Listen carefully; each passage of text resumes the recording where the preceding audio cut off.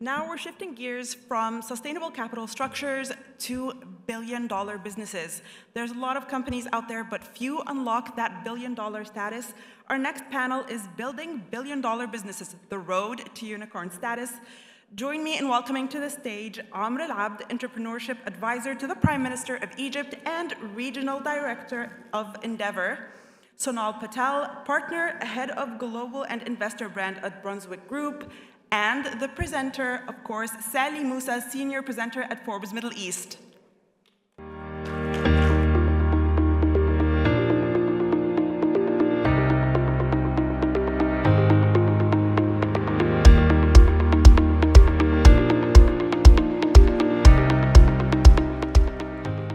Thank you, Jada. Now, we often talk about unicorns as if they are defined by valuation, but anyone who's actually been close to building a unicorn, how many people here have built unicorns or been close to doing it? And I wish on the stage we have people who have built close to 90 unicorns. Anyone who's actually been close to building one knows that it's about the work. It isn't about the outcome. And so the real journey to unicorn status is shaped so much earlier by the beliefs that investors form, the discipline that founders build, and the credibility that a company earns long before the numbers bring in the recognition. At scale, growth alone isn't enough. The story a company tells to the investors, the partners, the regulators, and eventually the public markets has to hold under pressure. And so this conversation is about that inflection point. What happens when a fast-growing company either graduates to an institution or it stalls under the weight of its own ambition? I'm super excited to be joined by two people who are at the center of that moment. One who's shaping founders inside the ecosystem and has been doing it for a long time, and the other shaping how global capital decides who it trusts. Amr and Sonal, it's fantastic to have you with us. Amr, I want to start with you because I think this is super interesting and really important to the background of this entire story. Where did the term unicorn even come from? Where do we get that? Amazing. Thank you, Sally, and thank you, Forbes, for the kind invitation. It's an honor to be with such a distinguished group of people today. And I'll tell you sort of the history of the term unicorn and how it sort of evolved with time. So 2013, Eileen Lee in Silicon Valley decided to coin the term unicorn for the billion-dollar company's valuation. It comes from because unicorns, which is that mythical creature, doesn't sort of multiply, and it was very few at that time. So it was almost very rare to come across. And when you look at unicorns, in 2013, there was like 39 unicorns in the US. By the way, Eileen Lee is an Endeavor mentor. And 39 of these unicorns were US-based. Fast forward to 2025, and the story looks very different. You find that 50% we have 1,200 unicorns as of today, 2025. 50% are US-based, 20% are in China, 5% are in India, and the remaining 25% sort of in the rest of the world. Out of the ones where Endeavor operates, the other 25%, which is 300 unicorns, we've created 90 out of those 300.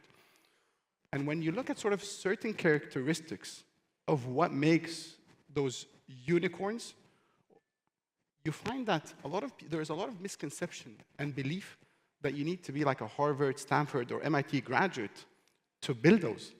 In reality, 20% of all unicorns come from graduates of these top elite schools. Then the next question would be, then they must have worked for top consultancy or banks or institutions. Actually, a third comes from those. The determining factor of where unicorns are created is that the founder, 80% of the time, either has worked in a startup or has prior startup experience. And that really makes the difference. I love that you're saying that, and because we think, oh, they must have gone to Stanford, they must have gone to MIT. We hear about the dropouts. They're actually dropouts. A lot of them are dropouts of these big universities as well. But, I'm going to take us to those high growth founders that you do work with, because we want to know what it is that actually separates the companies who successfully move towards unicorn status versus those that stall under the pressure of their own ambitions. I want to start that we're not really obsessed with the term unicorn, that companies have to reach billion-dollar status. What we're obsessed with is building scalable, sustainable, healthy companies. So when we look at these companies, and we've done a lot of research on the criteria, I think there's 3 main buckets that really affect those. One is the entrepreneur or the leadership of the company. Second is the business and the market that they're operating in. And third is the timing. And when we talk about sort of the entrepreneur, you want a founder market fit, not a product market fit, but a founder market fit. You want a founder with deep expertise in the sector that does not only understand the customer, but understand the regulation, understand the cycle of capital, understand the whole ecosystem of where he's operating.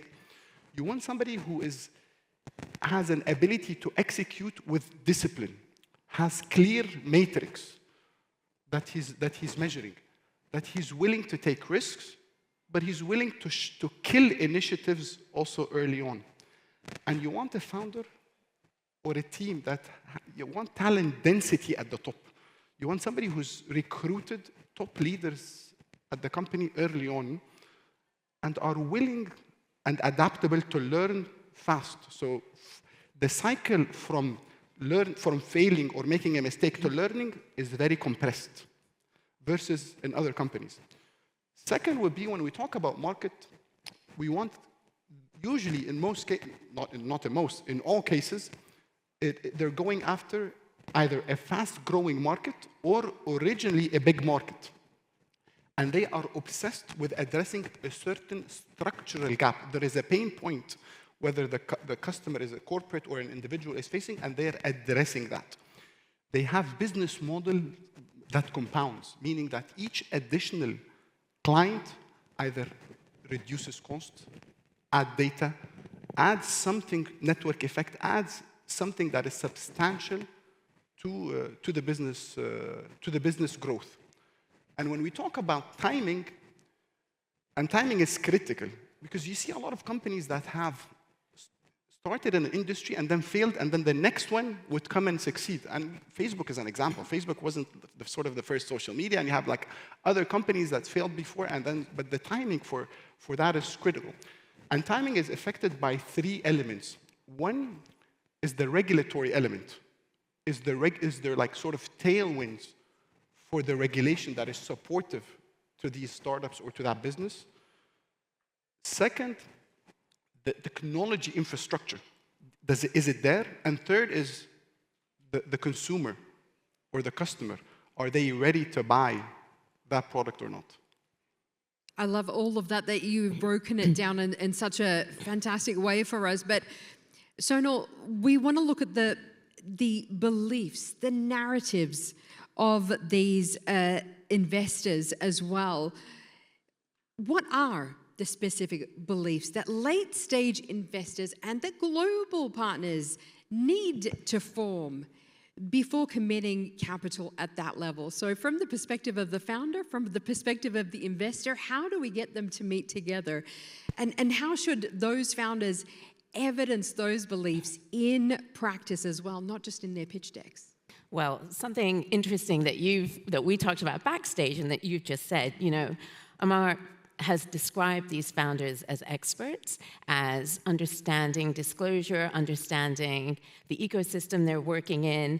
You said that they are disciplined, and that's what I look for. So at late stage, I think narrative discipline is it's really shorthand for de-risking, right? So investors at that stage, they're not looking to buy ambition, they're looking to underwrite belief. So if I think about the three core beliefs that investors have to hold at the late stage, I'm going to start by saying that the growth engine of that business is understood. Not just that it's growing, but that it can be easily explained through a small number of metrics, right?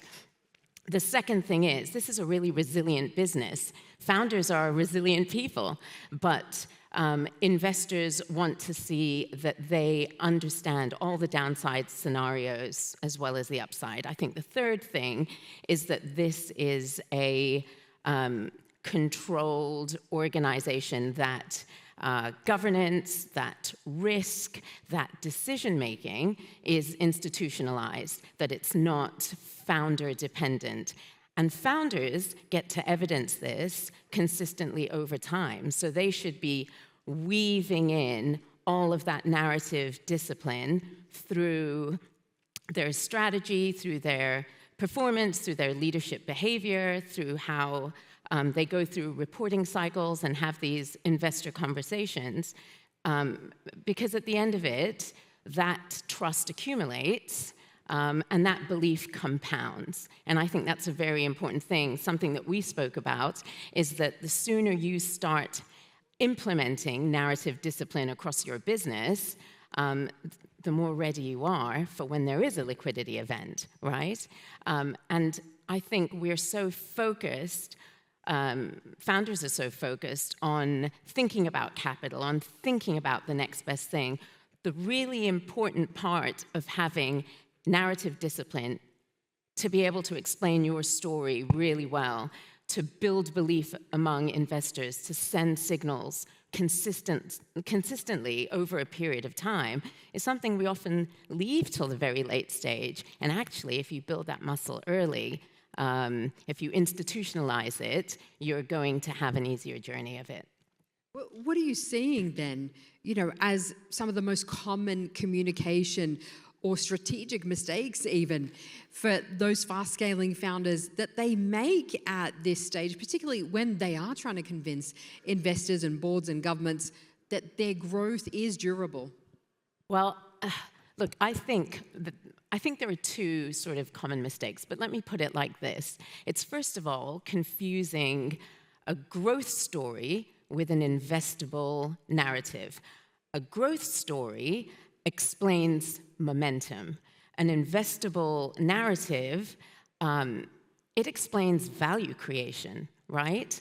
Big difference. And the difference within that is discipline. So an investable narrative is clear. It's clear about how returns are generated.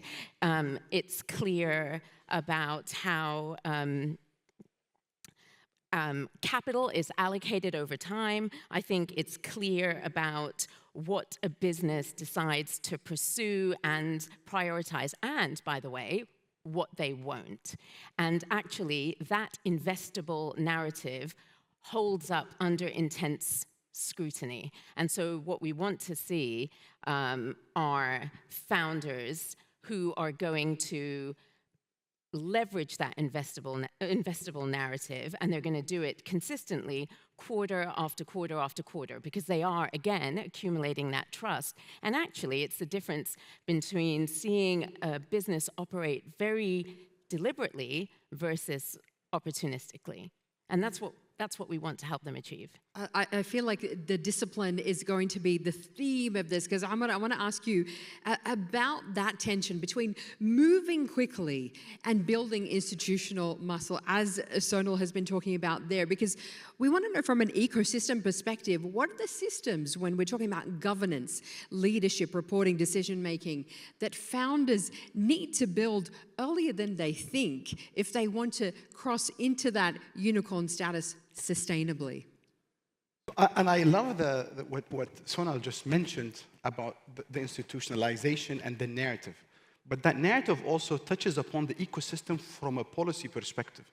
So when you look at countries that have developed very rapidly their entrepreneurial ecosystems, are ones that have the narrative and have made entrepreneurship and innovation central to their economic growth and not just a side business that is there. So the more the country focuses and makes it a central pillar, the stronger the signal to entrepreneurs, to capital, to investors, and even to talent to come to that country and to build. And that's something that I've sort of been working across sort of my whole career, is how do you build ecosystems at a policy level for economies to sort of to flourish. One, I think, is you need clarity. You need to remove any ambiguity, any friction in the system. Entrepreneurs or businesses that face friction in licensing and compliance, that kills the momentum of the business. And remember, when entrepreneurs are fundraising, especially in emerging economies, they have to sell their country before their business to their investor. They have to tell them why this country is stable, why this country, it's a good country to build that business in before they sell their business and attract them to invest. And I think when we move to the second thing, which is capital, in an ecosystem, you need capital continuation. You can't have any gaps in the capital continuation because any gap will kill the momentum of a startup. And then when policymakers are designing ecosystems, they should look at it from the start up until the exit. How is this tied to the stock market, to M&A? Because remember, and I want to use India as an example. In 2015, India reformed its stock market, and they were getting $3 billion of VC funding per year. And the aggregate market cap of India's stock market was about $1 trillion. Fast forward to 2023, India's stock market is $10 trillion, and they are attracting over $35 billion of VC funding. That ability to recycle cash, because investors will come when they can see a possible exit. So this is a clear area where government needs to focus on. The third, I think, is the talent. Talent mobility is critical because not every economy has all the talent that is there. So sometimes in other markets, you need to get that talent from outside. And when we look at the UAE is a perfect example. The ability to attract talent from everywhere in the world for them to move here with a high quality of life has made it a hub for entrepreneurship. So countries need to focus on talent mobility and upskilling for technical and managerial skills to build those ecosystems. It's such an incredible panel here. I want to make sure that I give Sonal the final word on this one. We are quickly running out of time. But, it's important to ask Sonal, even before an IPO is even discussed, some companies already feel public market ready. For you, what are the early signals that you see in narrative discipline reporting and leadership presence that tell you that a company is preparing itself not just for capital, but for that long-term scrutiny?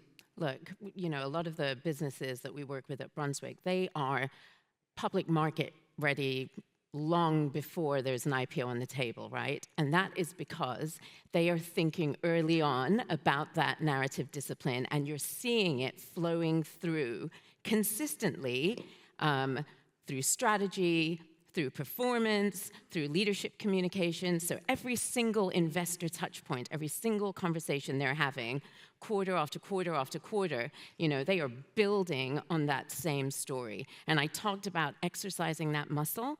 I think if you are building that muscle and telling your story with coherence, that's what's going to take you from high growth startup to an enduring company, right? It's coherence. That's the underlying thing.